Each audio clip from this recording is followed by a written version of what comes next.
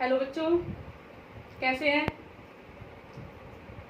तो हम कर रहे थे यूनिट 6 मेटलर्जी वाली। इसमें हमने बताया था कि मेटलर्जी के अंदर 4 स्टेप होते हैं।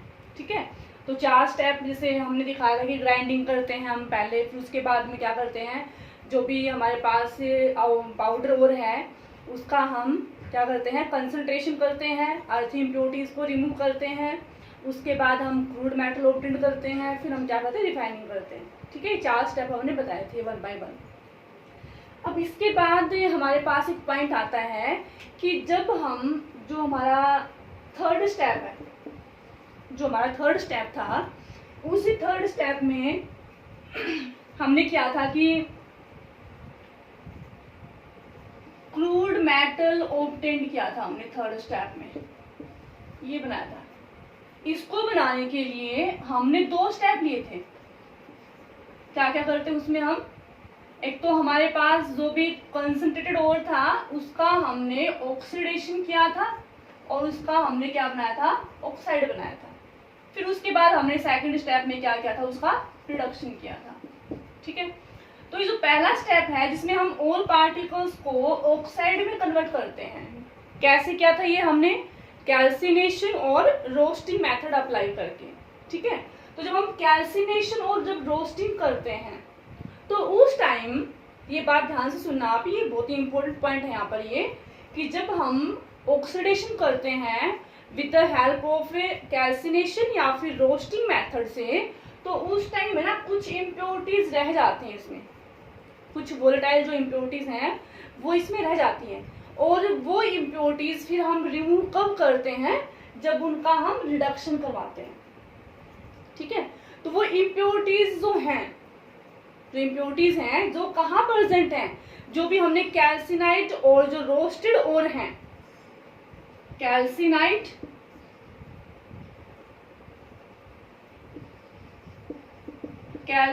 और जो रोस्टेड ओर है हमारे पास,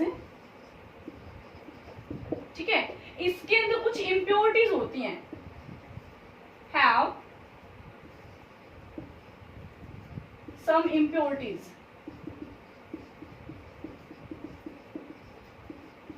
जो भी हमारे पास जो कैल्सिनाइट और जो रोस्टेड ओर है उसमें कुछ इम्प्योरिटीज होती हैं, तो उन इम्प्योरिटीज को फिर हम रिमूव कहाँ करते हैं, जब उनका रिडक्शन चलता है वहां पे हम रिमूव करते हैं।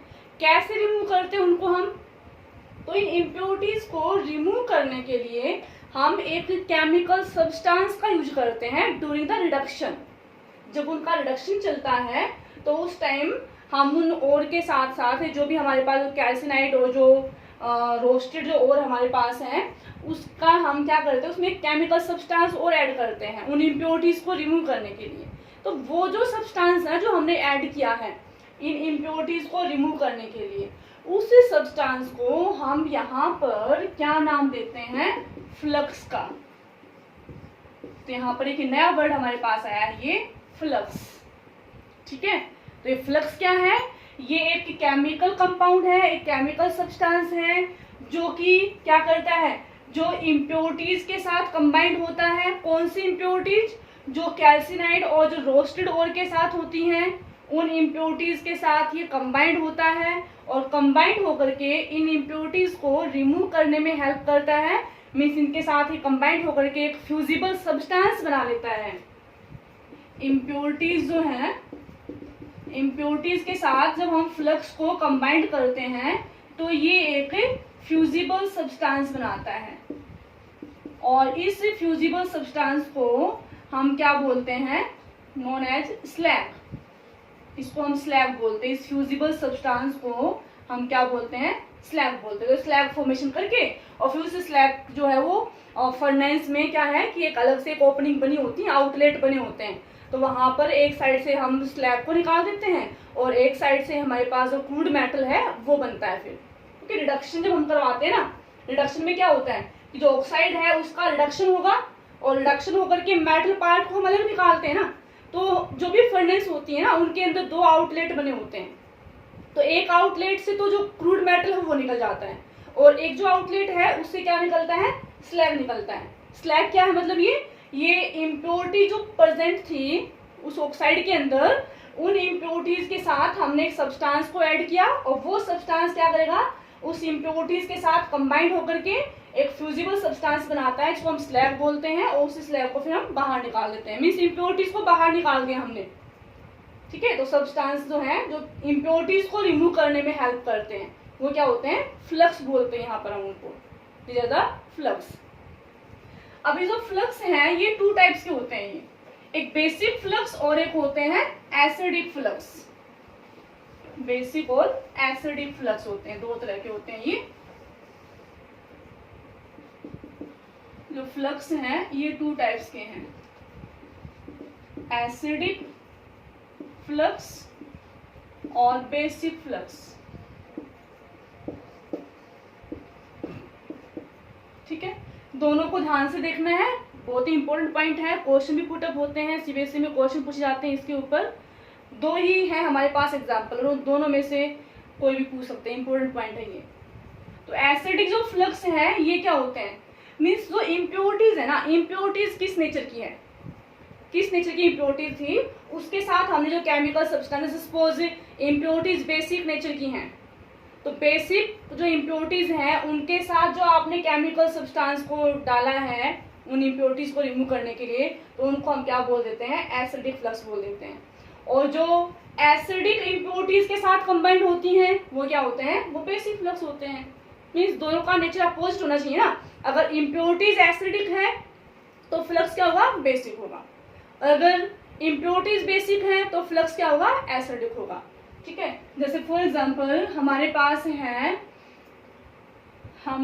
जो है ना FeO है, FeO, ये आपको केस जो है ना आगे जब हम करवाएंगे, नेक्स्ट टॉपिक जो करवाएंगे ना उसमें आपको देखेंगे कि कॉपर जो होता है ना, कॉपर, तो जो कॉपर ऑक्साइड है, कॉपर ऑक्साइड जो है उसके अंदर कुछ इम्प्योरिटीज होती हैं FeO की, फेरिक ऑक्साइड की, और इन इम्प्योरिटीज को रिमूव करने के लिए, ये कॉपर के केस में ये एग्जांपल जो है, तो उसके केस में हम क्या करते हैं, जब कॉपर ऑक्साइड का रिडक्शन चलता है तो जो फर्नेस होती है ना उसके साइड से हम सिलिका की लाइनिंग लगाते हैं SiO2 की। तो क्वेश्चन यहाँ पर क्या पुटअप हो जाता है ये कि जब हम कॉपर का एक्सट्रैक्शन करते हैं तो जो फर्नेस है उसमें हम सिलिका की लाइनिंग लगाते हैं, तो उस सिलिका का क्या रोल है, what is the role of silica in the extraction of the copper.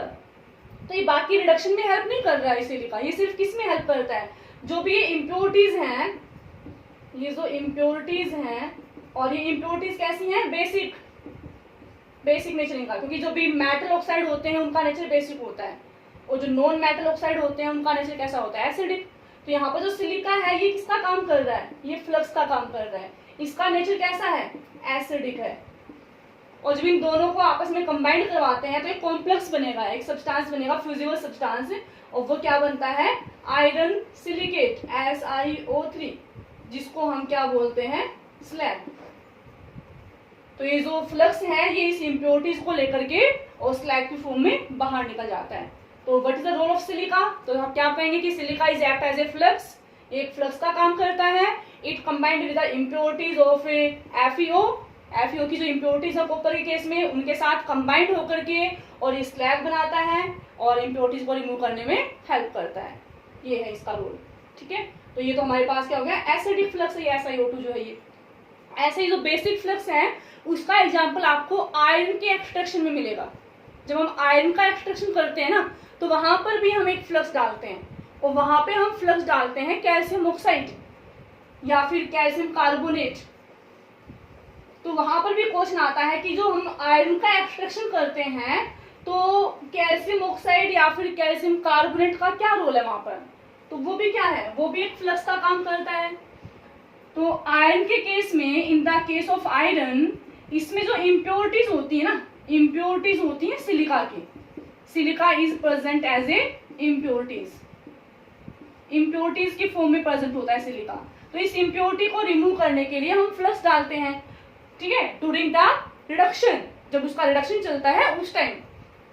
तो जो इम्प्योरिटीज हमारे पास है सिलिका की, तो उसके लिए ये SiO2 जो है ये क्या है हमारे पास, ये इम्प्योरिटीज है in the case of iron, iron के केस में।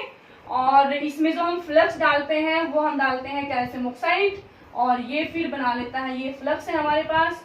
ये इम्प्योरिटी कैसी है, ये इम्प्योरिटी है एसिडिक नेचर की, और यहाँ पर जो फ्लक्स है उसका नेचर क्या है, बेसिक है।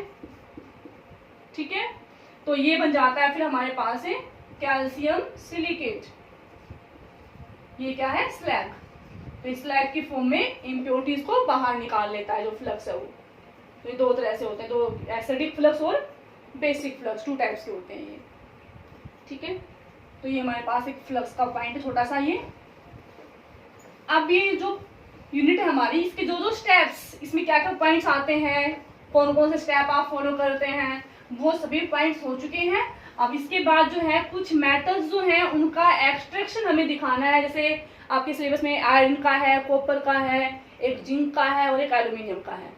तो इनका जो एक्सट्रैक्शन है वो हम दिखाएंगे। मीन्स 1 बाय 1 आप क्या क्या स्टेप फॉलो करते हैं, पूरा प्रोसेस चारों स्टेप को फॉलो करते हुए इन मेटल्स को हम कैसे ऑब्टेन करते हैं। इन चारों एलिमेंट्स के लिए ये पूरी मेटलर्जी को फॉलो करते हुए हमें सारे स्टेप दिखाने होते हैं। तो अभी मैं आपको करवा रही हूँ आयरन के का, आयरन को कैसे एक्सट्रैक्ट करेंगे हम। ठीक है, तो जो एक्सट्रैक्शन है आयरन का उसको हम करते हैं। ठीक है, extraction of iron from hematite Fe2O3। Iron का ये जो ओर है हेमेटाइट, हेमेटाइट से हम इसका एक्सट्रैक्शन करेंगे। ठीक है, तो कैसे करेंगे, सबसे पहला स्टेप, अब मेटलर्जी के सारे स्टेप लगाइए आप। पहला स्टेप क्या होता है हमारे पास, क्रैशिंग, क्रैशिंग करवा देंगे इसकी, या फिर ग्राइंडिंग करवा देंगे। इनको पूरा एक्सप्लेन नहीं करना है, थोड़ा शॉर्टली दिखाना है बस हमें। जो स्टेप आएगा पायरोमेटलर्जी वाला, रिडक्शन वाला जो स्टेप आएगा उसको थोड़ा सा हम एक्सप्लेन करेंगे अच्छे से, बाकी स्टेप्स को हम थोड़ा सा ऐसे शॉर्टली दिखाएंगे। क्रैशिंग कर दी, उसके बाद क्या करेंगे भी, हम क्या करते हैं उसके बाद में कंसंट्रेशन करते हैं। तो कंसंट्रेशन कैसे करेंगे, कंसंट्रेशन करने का तरीका क्या है, अभी जो और हमारे पास है Fe2O3 आयरन का और है, और आयरन और जो होते हैं उनका नेचर कैसा होता है, मैग्नेटिक।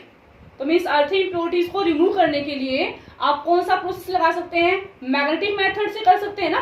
मीन्स जो इम्प्योरिटीज हैं वो अलग हो जाएंगी, और जो आयरन पार्टिकल्स हैं उनका नेचर मैग्नेटिक है तो वो अलग हो जाते हैं। तो हम इसका क्या करेंगे, अभी कंसंट्रेशन करेंगे, कंसंट्रेशन ऑफ और कैसे करेंगे, बाय मैग्नेटिक मेथड से। एंड हाइड्रोलिक वॉशिंग भी कर सकते हैं, हाइड्रोलिक वॉशिंग से भी करवा सकते हैं हम। जो हल्की इम्प्योरिटीज है वो पानी के थ्रू भी हम निकाल देंगे। ठीक है, मेनली तो इसमें मैग्नेटिक मेथड है, और हाइड्रोलिक वॉशिंग से भी कुछ इम्प्योरिटीज को रिमूव कर सकते हैं।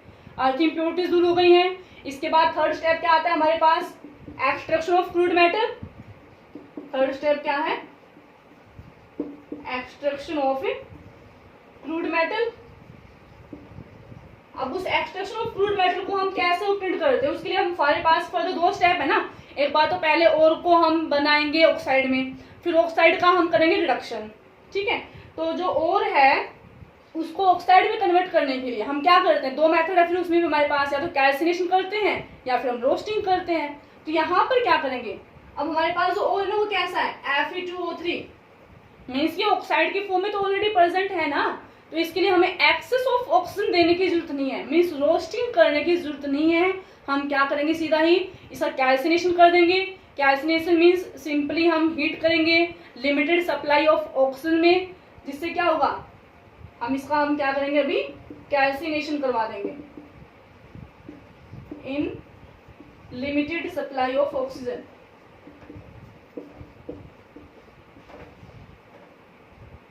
Limited supply of oxygen.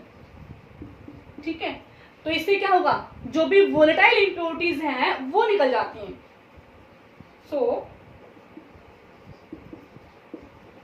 Volatile impurities are removed, क्योंकि ऑक्साइड में तो ये ऑलरेडी प्रेजेंट है ना, तो हमें ऑक्सीजन देने की जरूरत तो थी नहीं। तो यहाँ पर सिर्फ क्या करते हैं, हम जो भी वोलेटाइल इम्प्योरिटीज हैं उनको रिमूव करने के लिए हमने इसका क्या किया, कैल्सिनेशन करवा दिया। ठीक है, वोलेटाइल इम्प्योरिटीज जो जैसे हमारे पास सल्फर की हैं, फॉस्फोरस की हैं, S8 है, P4 है, तो ये जो है ना ये वोलेटाइल फॉर्म है, मीन्स ये SO2 की फॉर्म में निकल जाएगा सल्फर। फॉस्फोरस जो है ये भी अपना ऑक्साइड की फॉर्म में निकल जाता है, तो ये बाहर निकल जाती हैं वोलेटाइल इम्प्योरिटीज। तो ऐसे करके इसका हमने क्या करवा दिया, कैल्सिनेशन करवा दिया है। अब इसके बाद क्या करते हैं, रिडक्शन, पैरामेटलर्जी फॉलो करेंगे। तो रिडक्शन जो है वो देखें अभी, तो नेक्स्ट जो स्टेप आता है इसका हमारे पास है रिडक्शन।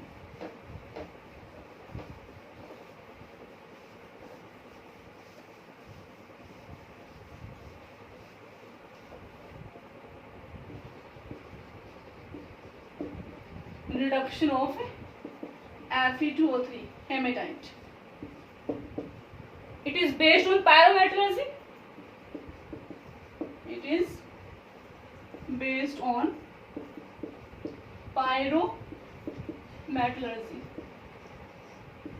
pyrometallurgy के ऊपर डिपेंड है। मीन्स हमें एक सुटेबल रिड्यूसिंग एजेंट की हेल्प से इसका रिडक्शन करवाना है, ठीक है। तो इसके अंदर क्या होता है कि हम जो पायरोमेट्रोलॉजी में भी हम कौन सा मेथड यहाँ पे फॉलो करेंगे, यहाँ पर हम करेंगे स्मेल्टिंग मेथड से रिडक्शन बाय, इसका जो रिडक्शन है वो हम कैसे करते हैं, बाय स्मेल्टिंग। मीन्स कार्बन या फिर कार्बन मोनोऑक्साइड की प्रेजेंस में हम इसका क्या करवा देंगे, रिडक्शन करवा देंगे इसका हम, ठीक है। तो इसके अंदर क्या होगा कि जो हमने जो किया था ना इलिंगम डायग्राम, अब कार्बन कब करेंगे, दोनों कर सकते हैं, लेकिन कब कार्बन यूज करना होता है, कब कार्बन मोनोऑक्साइड यूज करना होता है, तो उसके लिए आपको क्या करना है, जो इलिंगम डायग्राम है उसकी हेल्प आपको लेनी पड़ेगी। Means which one is the, हमने इसमें क्या कहा था कि जो पैरोमेट्रोलॉजी है इसका प्रिंसिपल क्या है, ये किस पे डिपेंड करता है, ये डिपेंड करता है गिब्स फॉर्मेशन एनर्जी पे, गिब्स एनर्जी ऑफ फॉर्मेशन, ठीक है। एंड पर्टिकुलर टेम्परेचर कंडीशन भी होनी चाहिए, नहीं ये नहीं कि कोई भी रिड्यूसिंग एजेंट कभी भी किसी को रिड्यूस कर सकता है, ऐसा नहीं होता है, एक पर्टिकुलर कंडीशन पे ही हम ऐसा करवा सकते हैं। तो आयरन के केस में जो है हमारे पास वो क्या होता है कि ये सपोज हमारे पास है Gibbs energy formation increasing level, और ये हमारे पास टेम्परेचर है इंक्रीजिंग ऑर्डर ऐसे। तो हम क्या देखते हैं इलिंगम डायग्राम के अंदर कि हमारे पास जो ये गिब्स एनर्जी फॉर्मेशन है, ये जो लाइन है ये हमारे पास है, इसमें हमने दिखा रखा है आयरन का ऑक्सीडेशन Fe2O3 में, इसमें हमने दिखा रखा है ये कार्बन का जब ऑक्सीडेशन करवाते हैं तो एक कार्बन मोनोऑक्साइड या फिर कार्बन डाइऑक्साइड भी बना सकता है, और ये लाइन है कार्बन मोनोऑक्साइड के लिए, जब इसका ऑक्सीडेशन होता है then it form the carbon monoxide, carbon dioxide. ये हमारे पास 3 लाइनें हैं। अब आपको क्या देखना है, ये जो टेम्परेचर है ना ये हमारे पास होता है 1073 केल्विन। अब क्या होता है इसमें इलिंगम डायग्राम में हम क्या देखते हैं कि इस टेम्परेचर पे किस सब्सटेंस की गिब्स एनर्जी फॉर्मेशन मोर नेगेटिव है। तो मैंने आपको समझाया था ये कि जो बिलो है, बिलो मीन्स उनकी क्या होगी एनर्जी नेगेटिव है, क्योंकि यहाँ पर हम नेगेटिव से स्टार्टिंग करते हैं ना, मोर नेगेटिव फिर लेस नेगेटिव और लेस नेगेटिव हो गया, फिर 0 आ गई वैल्यू, फिर पॉजिटिव में वैल्यू आती हैं गिब्स एनर्जी फॉर्मेशन की, ठीक है। तो यहाँ पर आप देखेंगे कि इस टेम्परेचर से बिलो 1073 से बिलो ये जो लाइन ना ये लाइन मीन्स कार्बन मोनोऑक्साइड वाली, इसकी गिब्स एनर्जी क्या है, मोर नेगेटिव है। It means carbon monoxide is a better reducing agent than the carbon, क्योंकि कार्बन की लाइन तो यहाँ पहुंच रही है, इस टेम्परेचर से below carbon monoxide is the more negative Gibbs energy रखता है, और कार्बन की जो गिब्स एनर्जी है वो लेस नेगेटिव है। So below 1073 kelvin carbon monoxide is a better reducing agent, ठीक है। एंड अबो 1073 केल्विन, इससे अबो अगर इससे हम ऊपर चलते हैं तो आप देखिएगा कि जो कार्बन वाली जो लाइन है वो आ गई नीचे, इट मीन्स इसकी गिब्स एनर्जी क्या हो गई, मोर नेगेटिव, और इसकी गिब्स एनर्जी क्या हो गई है, लेस नेगेटिव। तो जब इससे टेम्परेचर हम हाई करते हैं तो carbon is act as a better reducing agent. तो above this temperature carbon is a better reducing agent. तो जहां पर इसका जब हम रिडक्शन करवाएंगे Fe2O3 का, तो हम दोनों का यूज करेंगे as a reducing agent, carbon का भी करेंगे और कार्बन मोनोऑक्साइड का भी करेंगे। एक यहाँ पर जो रिडक्शन है वो एक ब्लास्ट फर्नेस होती है हमारे पास, उस फर्नेस में करवाते हैं।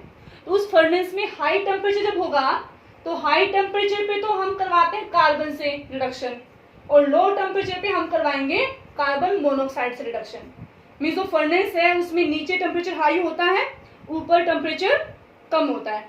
तो नीचे जो है रिडक्शन वो तो किस पे होगा, कार्बन की हेल्प से होगा, और उसके जो अपर हाफ जो है उसमें रिडक्शन किससे होता है, कार्बन मोनोऑक्साइड की हेल्प से होता है।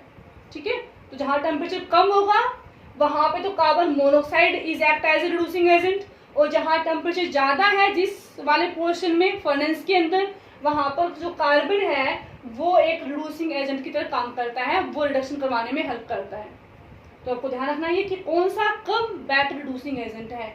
ये पॉइंट पूछ लेते हैं बहुत बार कि दोनों में से which one is the better reducing agent. तो दोनों ही है, लेकिन किस सिचुएशन पे है, कब है, वो कंडीशन आप क्या दिखानी है। वो कंडीशन कौन सी है, टेम्परेचर वाली। इससे बिलो कौन है और इससे above which one is the better reducing agent. ठीक है, तो ये रिड्यूसिंग एजेंट हमने बता दिया है। अब रिडक्शन कैसे चलेगा इसका वो दिखाते हैं। तो ये जो मेरी जो ब्लास्ट फर्नेस है, फर्नेस के अंदर हम दिखाते हैं, फर्नेस में हम दिखाएंगे इसका रिडक्शन। तो इसका जो रिडक्शन है वो देखिए,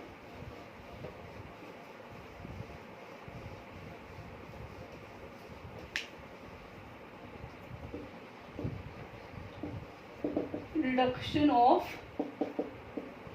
Fe2O3 इन ब्लास्ट फर्नेस। एक ब्लास्ट फर्नेस होती है हमारे पास, उसमें हम दिखाते हैं ब्लास्ट फर्नेस में।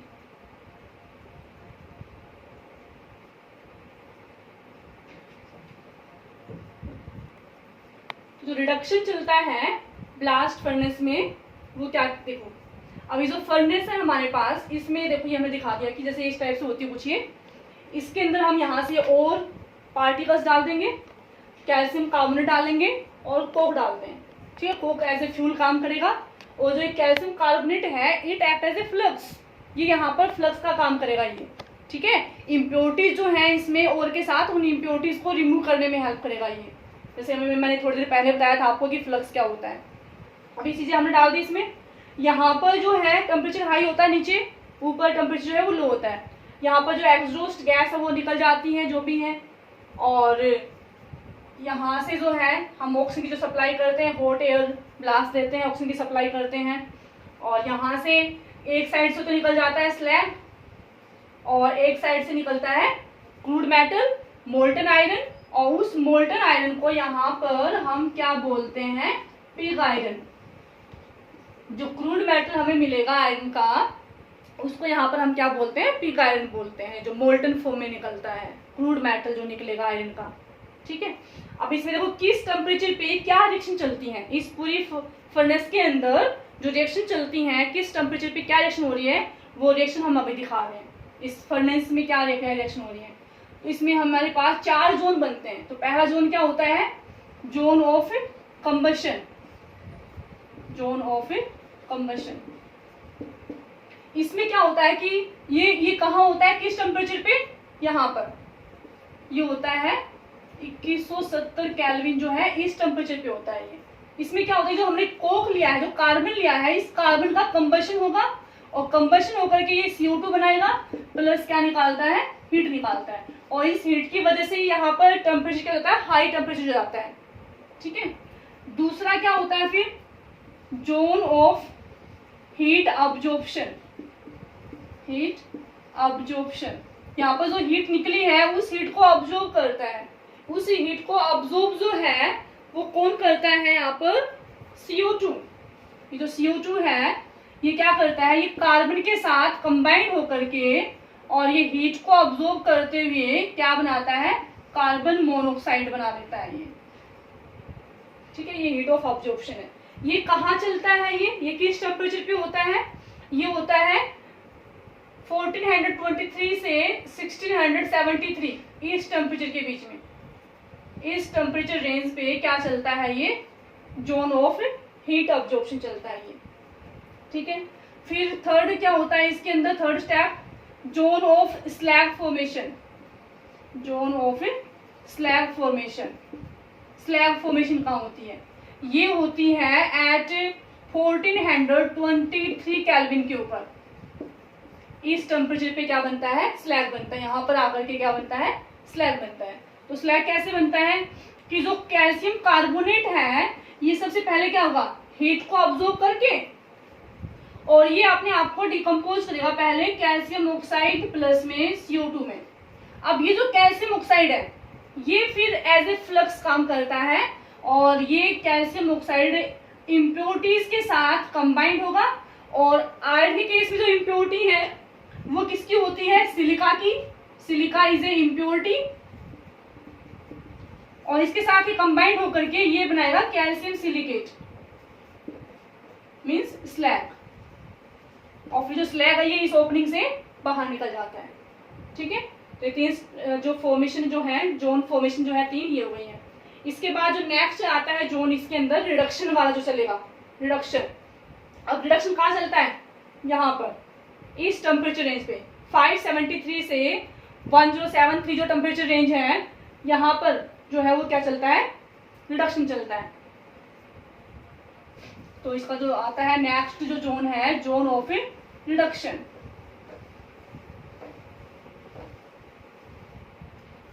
नेक्स्ट है जोन ऑफ रिडक्शन, ठीक है। जो जोन ऑफ रिडक्शन है ये हमारे पास होता है किस टेम्परेचर पे, 573 से लेकर के 1173 के अप्रोक्स में चलता है ये, इस टेम्परेचर रेंज में। तो इसमें क्या होता है कि जो लोअर टेम्परेचर है उसके ऊपर तो क्या होता है कि जो ये आयरन जो ऑक्साइड है इसमें, अब देखो मैंने बताया था कि आपको लोअर पे तो कार्बन मोनोऑक्साइड और हायर टेम्परेचर पे carbon is act as a reducing agent, ठीक है।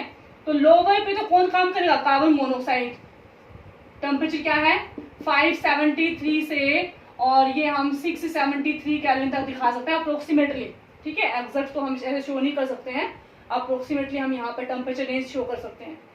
तो ये बन जाता है हमारे पास Fe3O4, इस पर रिडक्शन करवा दिया हमने, ठीक है। या फिर इसका हम करवा सकते हैं हाई टेम्परेचर पे, तो जो ये Fe2O3 है हाई टेम्परेचर पे होगा अगर रिडक्शन, तो किससे होगा, कार्बन से, ठीक है।